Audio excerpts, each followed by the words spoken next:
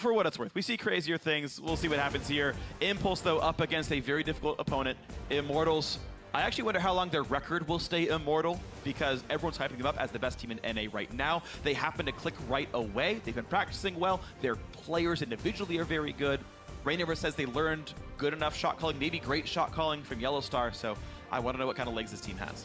And when you learn shot calling from another person or you take on a quality of theirs, you really do have to own it over time and make it your own brand. You have to learn the basics from them, but then there's that advanced part where if you're going to join, if you're going to take up Yellowstar shot calling, if you ever face Yellowstar, well, you're pretty much facing a better version of what you're trying to imitate. So it has to become Huni and Rainover shot calling over time, which I think if they are able to brand it well, it's going to have a lot of synergy and a lot of this top lane ganking, as well as it's going to have a lot of aggression in it too. Well, that's going to happen on Saturday, by the way. Yeah. The Immortals are going to face TSM then. But we're going to get this game underway for now. Graves and Poppy gone. Bebe, by the way, I think was actually my... I saw as the best player on Impulse yesterday, even despite being the sub-jungler. He had 100% participation, highest KDA in the team, actually was very good at Jungle Poppy, now pulling a ban on that. And of course the Rek'Sai gone from Rainover because he's so good at the champion. Yeah, some jungle bans here. The Jungle Poppy, Bebe was actually sporting a 1-1 and 5 score, a 6 KDA, right before the end of the game. I'm going to give him that because I like Jungle Poppy, so I'll just take one of the deaths off. You know, you just doubled his KDA because he wanted to? Come on. That's okay, yeah, sure, dude. Play Jungle Poppy, it's worth it. Okay, well, Mash got Lucian. Lucian seems to be the most common blind pick, early pick AD carry, picking in anything. Definitely a powerful champion. Benefits very well off the Essence Reaver. Changes from the preseason patch and whatnot. Rainover looking at Rengar right now. Careful, though, you're in NA now. You might get much worse the champion. Okay. Instead, it's going to be Elise and Corki as well. And this is, of course, a flex pick Corki as well as a flex pick Lulu. You got to see where they end up going. So blue side actually has a very question mark filled lineup because you can run these guys almost anywhere. Yeah, you can put the Corki in the mid lane, you can put him in AD carry, and then you can put the Lulu in either solo, top, mid, maybe even support. Maybe. I mean, Adrian plays Soraka, so I expect some cheese from him pretty much all the time. Nidalee. Either way, the pick for Bebe, that could be very, very good. We don't see a ton of her, but she is quite strong. The hover for Gate. They need a top laner, they need a mid laner, they need a support. No flexes right now for Impulse, so you can kind of predict their lineups pretty well so far. 10 seconds to go on their choices. And we'll see just what these guys want. The next hover is going over to Alistair. I would like that. I think Alistair just is a very, very good support. The TF as well. It's looking a lot like the Cloud9 comp from last game, but tons of engage tools. And when you're running a potential double AD carry team with the early Corki pick, you need to find ways to get in. And so with only one champion left to pick, they pick Engage right here at 3 and 4. Exactly, and you need to have something that locks them down. So these are relatively squishy members, but Lulu is going to be able to buff them up and make them a little harder to destroy. Sure. But also, I like that TIP saved their counter pick for their top lane, so that when you see what Huni has to offer, maybe it's this Fiora, and then you just sit there going, well, what do I play? And then Feng, welcome to North American LCS. Enjoy facing Huni's Fiora, right? Like, it's such a big trial by fire. At least it's not his Riven. That would be even scarier. Huni's got actually this great kind of rock, paper, scissor champion pool where if you pick Fiora, he will pick Riven into you. If you pick Ryze, he'll pick Cho'Gath into you, which frees up Immortals bans a lot because they don't have to ban out these things that he has counters to because he's confident playing into them. That's what I always love is players who are willing to quickly expand the champion pool, find the counters to the meta champions. That's to me like makes a player that I enjoy a lot more is that they're playing off of the meta. They're capitalizing on the meta game of these things are common, so I will prep the counters because I know I'm going to be seeing them very soon. It's really impressive. I'm glad he's doing this. Either way, when I talked to Pavelter yesterday about this team, he said everyone can play their own roles. We can play around different people. Wild Turtle, Huni, 2-threat team, Janna and Lulu in the backline to support them. They're playing around these two this game. A little bit of a split push here because you have disengage from Adrian. You also have the Lulu to give people speed up. You have some slows. So this could be, once again, a pick composition for 4 people with some disengage on Immortals. And then you also have Huni for the split push. I think it's actually specifically built around Huni, right? The other 4 are very good at kiting back and staying safe and disengaging and not getting killed and wave clearing. The only real point of ingress is Huni. Like, you don't even have like a great whimsy target like a Gragas coming in and wrecking people up. The engage isn't that good. It's Huni creates openings and your team can siege reasonably well. Last pick comes through, Fang gets Dr. Mundo, and we actually saw this matchup earlier when it was RF Legendary up against Impact, and the early advantage did go to the Impact Fiora, but eventually he wasn't really able to solo kill for like the middle 20 minutes of the game. Dr. Mundo eventually gets to a tank point where it's very hard to solo, and so Fang can get to a point where he holds up in the matchup, but I think that is going to be required for Impulse to do well. Is Fang holding the line somehow? Then you have to question, is he going to be able to hold up? Because you aren't really just facing Huni in that top lane. Facing Huni and Rainover. You're facing Rainover. Yeah, you are. Here we go, Champ Select is done, coaches shaking hands. Of course, a lot of new faces in the NALCS this year, new teams, new coaches, new players, and we can see how well they stack up against some of the best right here and right now. It's time for you at home to send in your predictions for who's gonna win. Let us know. Immortals could go 2-0. Impulse could stop the slide right now. Send hashtag IMT win or hashtag TIP win, and we will tally your votes in a few minutes. Show it on air. But Immortals could tie Energy at the top of the standings as the only 2 undefeated North American squads. The hype is real for these guys. They've got some good champions. They've got amazing players. Here we go into the final game of the week. And I'm looking for the shot calling here. We just saw a great game from High where he's pretty much directing everybody around the map. Here, though, Huni Rainover taking up this mantle, trying to kind of add their own style and learn off of what Yellowstar had taught them. Are they able to actually just run them around the map? I want to see a clean game here from Immortals, because in a lot of people's minds, these 2 teams are the teams that have the biggest delta between them in the standings in terms of where they expect them to be.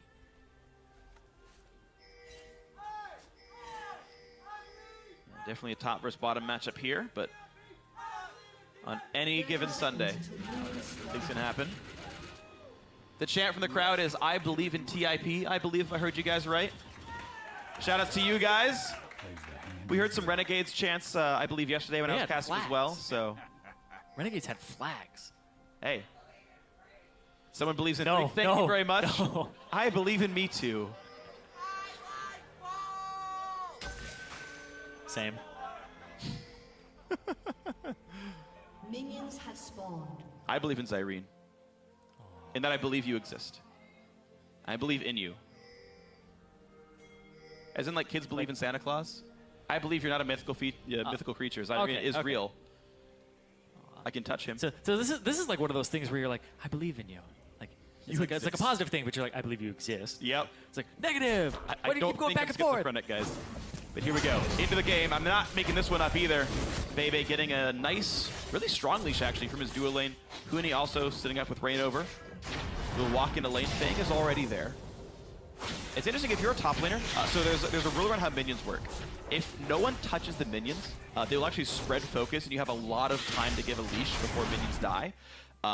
If you're not leashing as someone, you should actually mess with the minions slightly and make them focus one of your minions. You can make that happen. Which will actually then deny XP from someone who's giving a hard leash. Yeah, the minions were actually changed in the first wave. They were coded so that they don't actually focus fire if they're left alone. Yep. Because the problem with that was people would clear stuff on the other side, then they TP in, and RNG would wreck minions. your lane. Yeah. Exactly. Jinx. You owe me an ADC. An 8. Okay, right on that, freak. I'm gonna write you one later on. Great, thanks. Wow, mid lane fight already happening. Gate and Pobelter, jeez. The floodgates are open. So much damage coming through. But I feel like Pool Party Lulu could handle that, you know? Yeah, probably a thriving environment for her. Huni pushing in onto Fang right now. Temporary CS lead, but there's a whole lot of minions ready to be killed. Huni has missed literally 0 CS, by the way. He's on set for 19. How is there already a 500 gold lead? It's just because there's this full wave right here. Yeah. Bot lane's pushed in as well. Every single lane is pushing. It's gold in the air. Wild Turtle, Javelin's on. Exhaust Wild. Oh, okay. Now he's got Oh! No. Adrian with a great tornado tags the support and Nidalee to buy enough space for Wild Turtle. No summoners lost for Immortals, and the exhaust is down for Ken. Oh man, baby. If they're willing to all in that hard, I'd rather see a Flash Pulverize, honestly, and just guarantee it. And then headbutt backwards. That guarantees you the kill. Unfortunately, it was still close. They almost had it happen. But Adrian with some very good play, and Wild Turtle with good patience to save the summoners. Huni battling Fang. Good riposte. I believe actually did block his cleaver.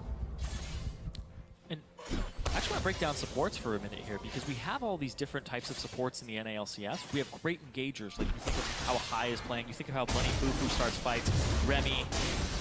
Adrian is actually, in my mind, the best NALCS. Hold on a second. Oh, baby. He's running. Rainover's on. And got him! First blood solo kill in the enemy. Oh, second two. And another flash burn as well. Jeez, Immortals already. Already. Oh, man. That pickup in the top lane, though, that's the aggression, though. Huni had this lane pushed. So even if things went bad for Rainover, he would be there first over Feng. And he'd be able to actually come in there. But look at this. The bot lane, they go no exhaust for the support means that there's a lot of time for Wild Thread to hit that Mash couldn't trade back. That trade was only good because of the Summoner Spell disadvantage there, and it means the trade goes equal. Despite an earlier gank. No piercing light hit just yet. But Mash really wants in. And with the shield down for 3 seconds, they have a window. They don't use just yet. There it is. But the shield's back up. They waited too long. Turn on Mash. Ooh. Summoner heals on both sides. TP could be available for both, but only Huni is coming into us. Pobelter who comes in. He doesn't dodge it. Nice glitter lance in from Pobelter. Second kill of the game for Immortals. Too late on the flash there from Mash. He already got tagged by Lulu's E. If you're going to flash, you got to do it earlier. He tried to do it reactively, but Pobelter too fast. You had to also guess who it was. I don't know if they had eyes on who was actually showing up, but you only got a TP away from one of those. Yeah. PR wouldn't have reached you, but Not 2-0. Immortals doing very well for themselves. These guys do not wait long. I mean, they had a super fast win over Cloud9 in day one. And they're turning the gas on already. Oh, Huni's taking a substantial amount of damage in this top lane. Hasn't backed just yet. Yeah, Feng survived the lane. He's down 13 CS, but Feng has survived the lane at least. And he's going to force a bad recall. Either it forces a TP usage out of Huni for a 5-minute cooldown, or Feng pretty much equalizes the CS score. Probably going to be a TP here. I don't think he wants to miss this wave. There you go. And he gets the one before it actually hits the turret, so no turret shots are going to come through here, and he's going to pick up all these. All right.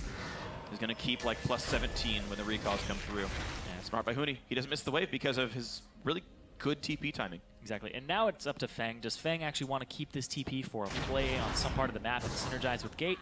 Or is he going to try to use it just to stay a little bit even in CS? I think you actually hold on to this because the wave is so pushed forward that even if you TP to it, you'd be at a risk. Huni is actually freezing it. He cleared the wave properly to actually still allow the red side wave to stack up. So this is, we're going to count the number of waves lost. Even if Feng TP'd, this would still be one wave lost so far.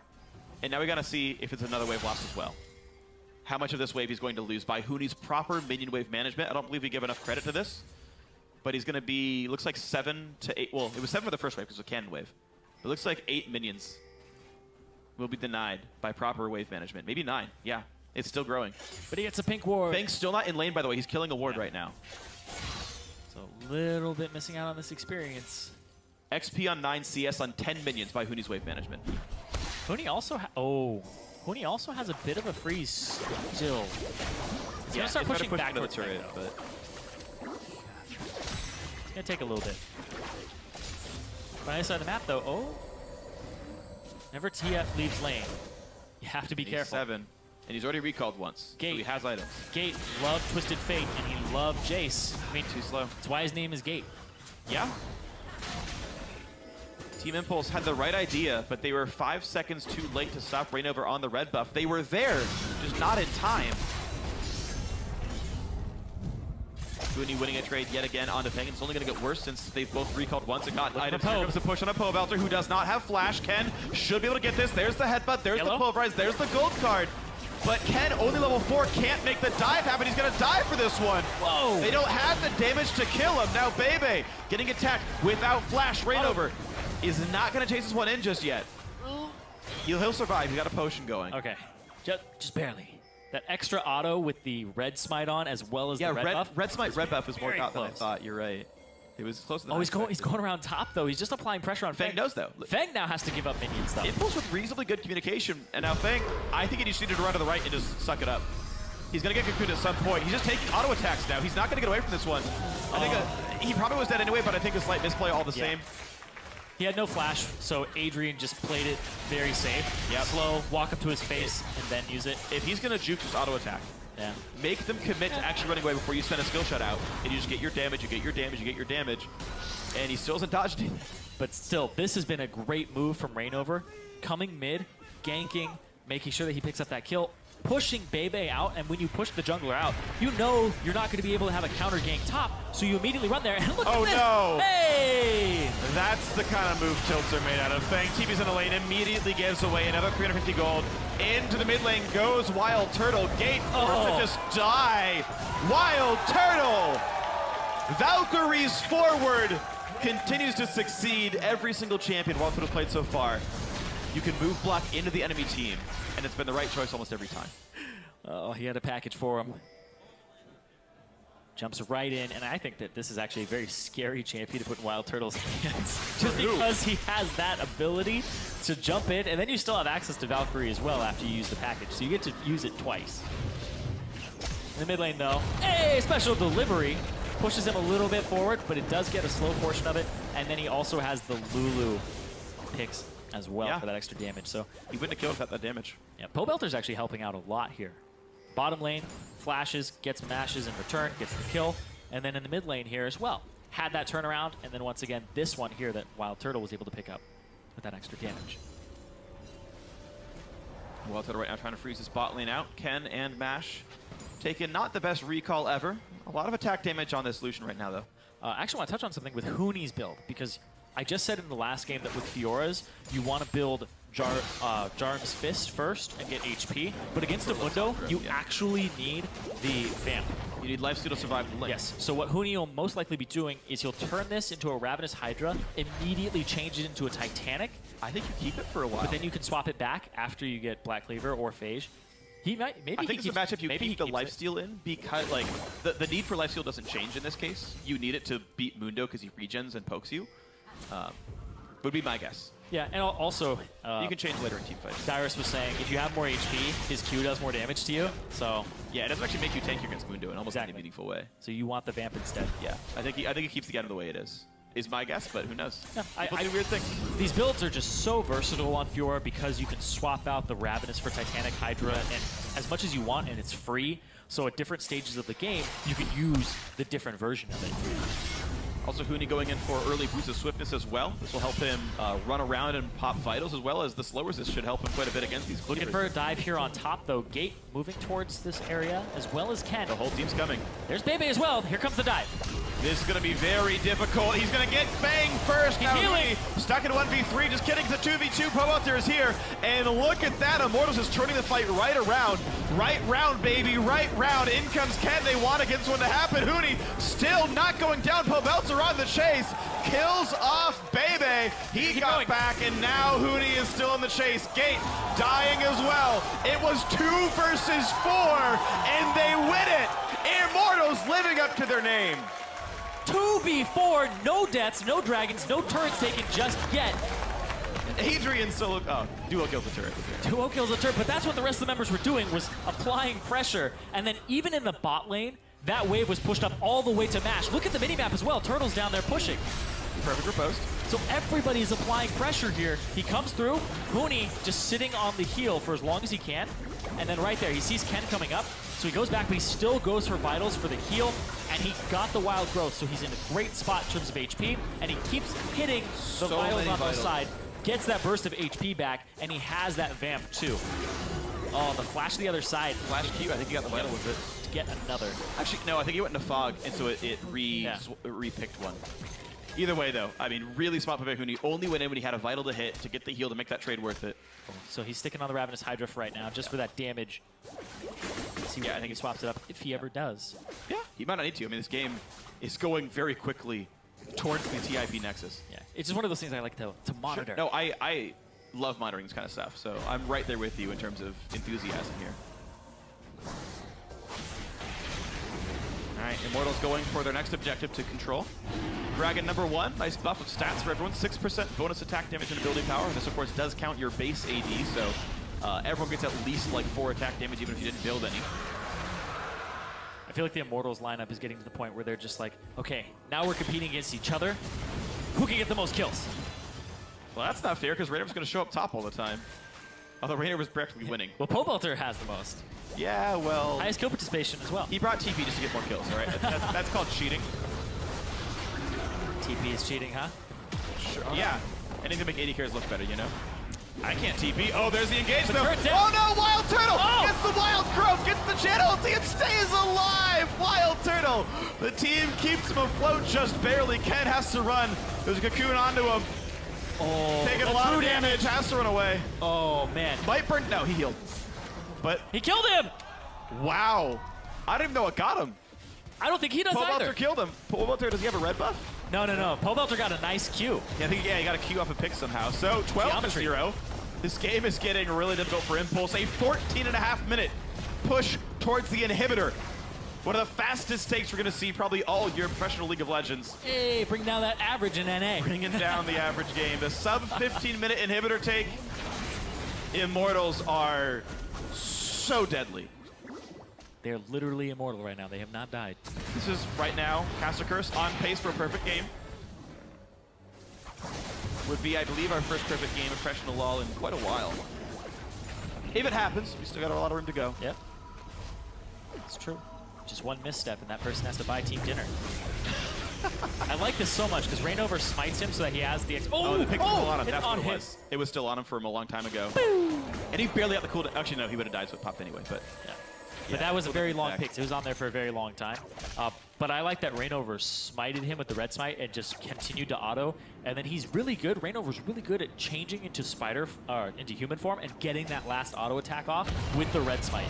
Wild Turtle finds Bebe, finds some damage. Gets stunned up. Gate trying to kill off Wild Turtle. Ignite is on. Here comes the culling. Wild Turtle gets out. Nice pick up there. Rainover gets the execute. And the flash cocoon lands on the gate. Down it goes. Pobelter is dominating 6-0-3. Just kills spread across everywhere. No one has high KP in this game. Just everyone from Mortal's getting kills. Yeah, when people don't have high kill participation, it means these skirmishes are happening. You're not involved in them. Hooney's killing somebody on the other side of the map. Your team is just going down the middle. And they're going down the middle right now. 5 people here to take this inhibitor turret and an inhibitor. Inhib number 2 at 16 minutes. Only a minute after the first one. Minute and a half to be more specific here. But this team recalled and showed right back up. The Lich Bane coming soon for Pobelter. There is just tower taking for days here. Something crazy about Immortals is their wave control. We were talking about how Hooney was managing the wave top to try and create small CS leads for himself and then punish off of that. They do that bottom lane and mid as well. Go watch the game from yesterday. Every time that Immortals would fight C9, they had pushing waves. So if you answered with a TP, that wave would slowly push out. You'd miss CS, it would hit your turret, it would give some turret damage, and that happened consistently here. They're very good at being on the same page of who is pushing and how far are they going to push up. Blue for Pobelter. Nice and easy there. I do like how builds have evolved because Lich Bane gives CDR. You can do Lich Bane Lucidity Boots, and that's already 10 cooldown reduction right there at the start. So he's sitting on 30 CDR without any other major investments, and it allows him to like really change his builds up. Like you can go Rod of Ages, which is an insane item, and not have to get like a 20 CDR item like a Merlinomicon. I think it's very good on someone like Lulu. Ken's not in a good spot. Hiya, Barbie. Hooney has to respect the knockups, puts in the riposte perfectly. Again, blocks a gold carbon, stuns Ken, and Ken goes down 15-0. Barbie is sad, but we're going to keep moving forward with Immortals, looking for an 18-minute push towards the top lane inhibitor now. They're looking for the perfect game here on Immortals' side, trying to live up to their name and just make a statement here. But they're not on this level. I wonder if they could win before 20 minutes. That would be insane. Not even able to surrender in a professional game of League of Legends. Another that happened. Pobelter basically one-shots Bebe. 18 minutes on towards the Nexus. Impulse couldn't surrender if they wanted to. And Immortals looking for blood, looking for the kill, looking for absolute perfection in this game. Both Nexus turrets down. 18 minutes and 10 seconds. Rainover trying to stay alive. The Nexus is low. Can they do it? A perfect game in 18-15 for Immortals. Fastest game in NA LCS history. These guys, you had better believe the hype. And their name could not be better in this moment right now. Intelligent drafting. They have such a great team, and they've synergized so quickly. I'm looking forward to this team. I was just browsing Reddit the other day. I was so surprised by how many Immortal flares there already were. I think there's just gonna be more. And you have a lot of really great players, not only at playing League of Legends, but great personalities as well. You've already got the fan following, despite it being a completely new team. It's okay. And Impulse says, yeah, respect where respect is due. You guys are insane at this game. And Immortals tying energy as the two #1 teams in North America. It's true, those 2-0 teams, the new guys coming in, the new orgs, a lot of hype around them. Oh yeah. Trying to see what they can do with the imports that they've got, their teammates. Adrian, taking down his old teammate. Yeah, true.